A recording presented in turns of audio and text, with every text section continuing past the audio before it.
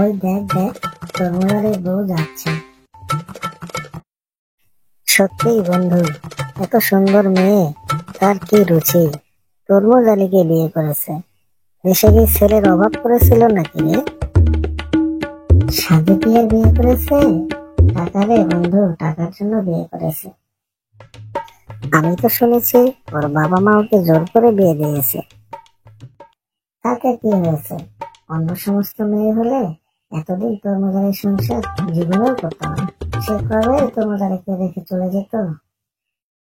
তরমুজ আলীর বন্ধুদের মুখে প্রতিদিনই এমন কথা শুনতে শুনতে সে বিরক্ত হয়ে যায় এবং মনে মনে খুব দুঃখ পায়।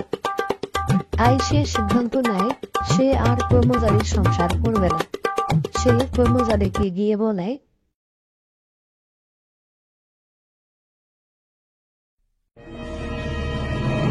আমি আর তোমার সংসার করব না। আমি তোমাকে রেখে আমি আমার বাবার বাড়ি চললাম। আমি আর কোনোদিনও তোমার কাছে ফিরে আসবো না। কেন? আমি আবার কি করলাম? তোমার কোনো ইচ্ছা তো আমি অপূর্ণ রাখিনি। যখন যা চেয়েছো তাই দিয়েছি। তারপরেও কেন তুমি আমার সংসার করবে না?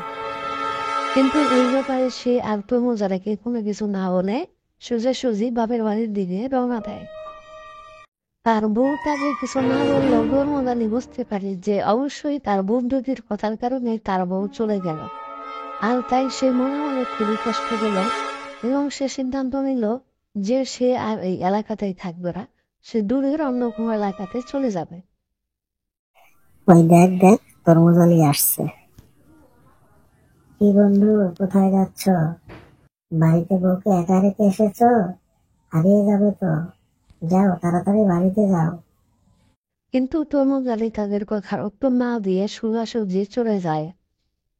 অনেক দূর হাঁটার পরে সে ক্লান্ত হয়ে নদীর ধারে একটি গাছের নিচে বিশ্রাম নিতে বসে পড়ে। নদীর ধারে কুঁড়ে ঘরে একটি সুন্দরী মেয়ে থাকত। তরমুজ আলীকে দেখে মেয়েটি তার দিকে এগিয়ে আসে এবং তরমুজ আলীকে বলে, কে আপনি? আপনাকে তো আগে এই এলাকাতে কখনো দেখিনি। কোথা থেকে এসেছেন আর কোথায় বা যাবেন? মেয়েটির কথা শুনে তরমুজ আলী তখন তার সম্পূর্ণ মেয়েটিকে খুলে বলল। ও আচ্ছা, এই ঘটনা।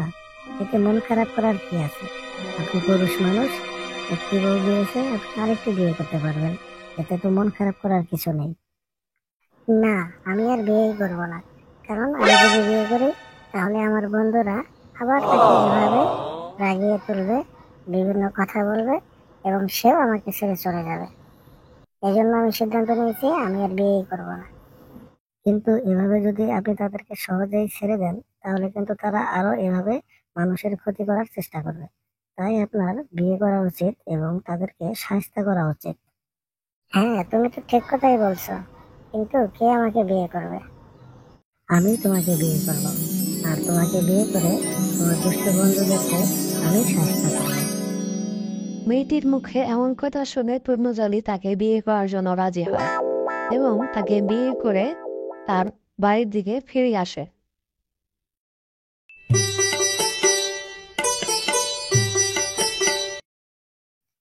কিরে বন্ধু, দেখ দেখ, তোর মোবাইলের সাথে নতুন একটি মেয়ে মনে হচ্ছে নতুন বিয়ে করে নিয়ে আসলো।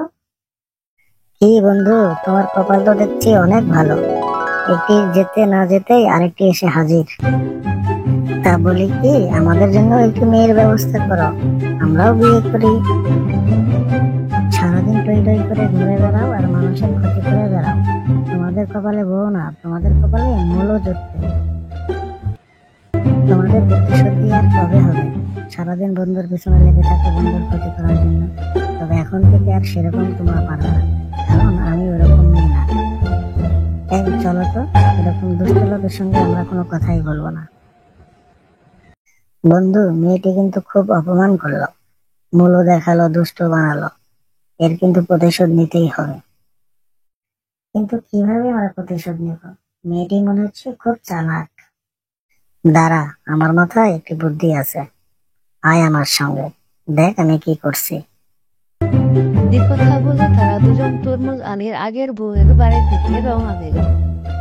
তোমরা এখানে কেন এসেছো? তোমরা এখান থেকে চলে যাও। তোমাদের সঙ্গে আমি কোনো কথা বলতে চাই না।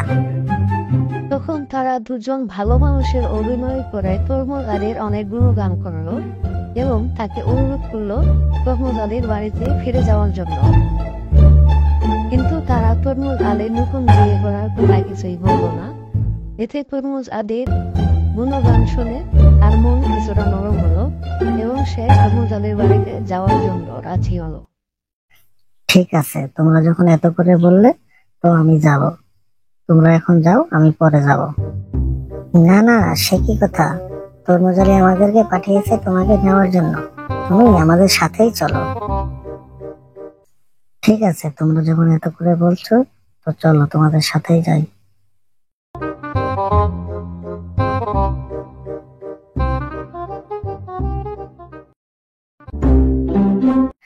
তরমুজ আলী মনে হয় ঘরের ভেতরেই আছে। তাহলে তুমি এখন যাও, আমরা এখন তাহলে আসি। ঠিক আছে, তোমরা তাহলে এখন আসো।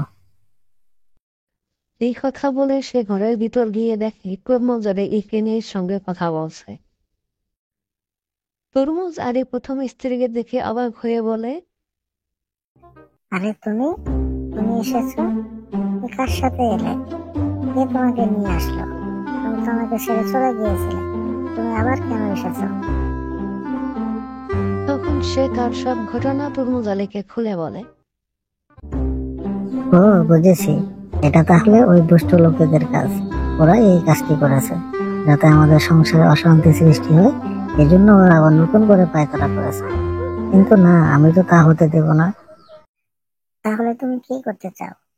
এক কাজ করি, তুমি এখানে থাকো, আমি ওকে ওর বাপের বাড়িতে আবার রেখে আসি। না না, এই কাজ করা যাবে না। তুমি যদি ওকে আবার রেখে আসো তাহলে ওই দুষ্টগুলো আবার গিয়ে ওকে ভুলভাল বুঝিয়ে নতুন কোনো ষড়যন্ত্র করবে। তাহলে তুমি কি করতে চাচ্ছ বলো তো? আমি তো তোমার কথার আগে মাথা কিছুই বুঝতে পারছি না। তোমাকে কিছুই বুঝতে হবে না। ও তোমার প্রথম স্ত্রী। এ বাড়িতে আমার যেমন অধিকার রয়েছে, ওরও তেমন অধিকার রয়েছে। ওকে তো তুমি তাড়িয়ে দিতে পারো না। ও এখানেই থাকবে।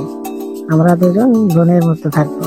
আমি ওকে বড় বোনের মতো করে দেখবো, ও আমাকে ছোট বোনের মতো করে দেখবে। এভাবে সে দুষ্ট লোকদের ষড়যন্ত্র ভেঙে দেয় এবং তরমুজ আলীও দুই স্ত্রীকে নিয়ে খুব সুখেই দিন পার করতে থাকে। আসসালামু আলাইকুম বন্ধুরা, এরকম নিত্য নতুন কার্টুন ভিডিও পেতে চ্যানেলটি সাবস্ক্রাইব করে সাথেই থাকুন এবং পরবর্তী ভিডিও সবার আগে পেতে নোটিফিকেশন বেলটা বাজিয়ে দিন।